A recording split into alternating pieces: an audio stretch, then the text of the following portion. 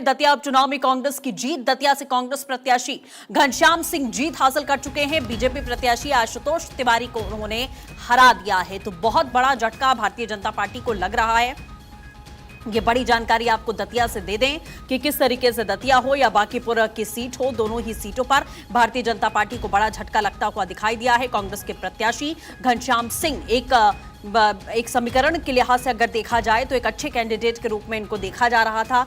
हालांकि दूसरी ओर से आप देखिए नरोत्तम मिश्रा का टिकट कटा, उसके बाद दो उम्मीदवार भारतीय जनता पार्टी ने यहां पर बदले, जिसके बाद में रोष, गुस्सा, आक्रोश कह लीजिए कार्यकर्ताओं के भीतर लगातार देखा जाता रहा, जिसका नतीजा ही आखिरकार ये हुआ कि कांग्रेस पार्टी ने यहां पर बाजी मार ली है। दतिया में आप देख सकते हैं कांग्रेस दफ्तर के बाहर की तस्वीरें हैं।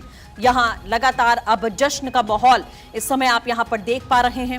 नरोत्तम मिश्रा पिछली बार हार गए थे इस सीट से, इसीलिए उन्हें इस बार टिकट नहीं दिया गया और प्रत्याशी बदलने को लेकर एक रोष जो लगातार था वो यहां पर बढ़ता हुआ दिखाई दिया।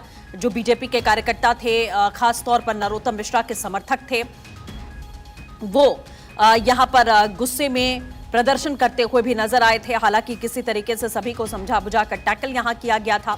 लेकिन अब आप देखिए जो बड़ी खबर मिल रही है, ये बीजेपी के लिए, भारतीय जनता पार्टी के लिए एक बहुत बड़ा झटका लगता हुआ यहां पर दिखाई दे रहा है। तो इसके पहले भी हार झेलनी पड़ी थी।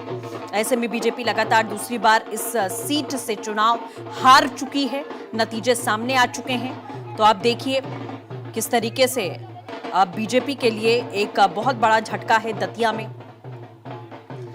इसी के साथ में उपचुनाव हुआ। राजेंद्र भारती ने कांग्रेस के टिकट से जीत हासिल की थी 2023 में। उन्होंने पूर्व गृह मंत्री नरोत्तम मिश्रा को हराया था, जिसके बाद दोबारा नरोत्तम मिश्रा को उपचुनाव में टिकट नहीं दिया गया।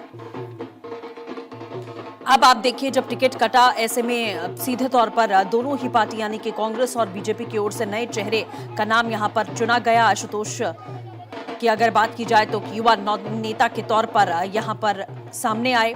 वहीं घनश्याम पहले भी विधायक रह चुके हैं जो अब जीत हासिल कर चुके हैं। तो फिलहाल तस्वीरें आपको हम लगातार दिखा रहे हैं कि किस तरीके का जश्न कांग्रेस पार्टी इस समय मनाती हुई यहां पर दिखाई दे रही है। बीजेपी के लिए बड़ा झटका है। यहां सीधे तौर पर विचार विमर्श करना होगा, समीक्षा करनी होगी कि गलती कहां पर हुई, क्योंकि कहा गया कि अंदर खाने की रिपोर्ट है कि कम से कम 10,000 से ज्यादा वोटों से नरोत्तम मिश्रा हार जाएंगे। लेकिन कैंडिडेट को लेकर भी यहां पर सवाल उठ रहे हैं कि आखिरकार क्या कैंडिडेट चुनने में यहां पर गलती की गई है। और अब बात बांकीपुर उपचुनाव की करते हैं। 28वें राउंड के बाद में भी प्रशांत किशोर आगे हैं। प्रशांत किशोर 19,419 वोटों से आगे हैं। लगभग आंकड़ा ये 20,000 के पार जाने वाला है, आप ये समझ लीजिए। तो एक तरीके से कहा जाए तो बांकीपुर की सीट भी बीजेपी के हाथ से जाती हुई अब पूरी तरीके से दिखाई दे रही है। 28 राउंड की काउंटिंग हो चुकी है, इसमें भी 19,000 वोटों से ज्यादा आगे इस समय चल रहे हैं। और आप ये समझिए कि ये जो दायरा है वो कितना ज्यादा बड़ा है, जो डिफरेंस है वो कितना ज्यादा बड़ा है। और यहाँ बांकीपुर सीट बीजेपी की परंपरागत सीट रही है। प्रतिष्ठा का सवाल रहा है। बीजेपी ओवर कॉन्फिडेंट रही इस मामले को लेकर कि जीत तो यहाँ पर हो ही जाएगी। लेकिन अब देखिए प्रशांत किशोर इसी मामले को लेकर जनता के बीच में लगातार जाते रहे कि बांकीपुर सीट को, बांकीपुर वासियों को हल्के में लिया है। भारतीय जनता पार्टी ने लगातार ये नैरेटिव यहां पर गढ़ने की कोशिश की गई थी सीधे तौर पर बांकीपुर में, और वो कन्वर्ट होता हुआ भी यहां पर दिखाई दिया।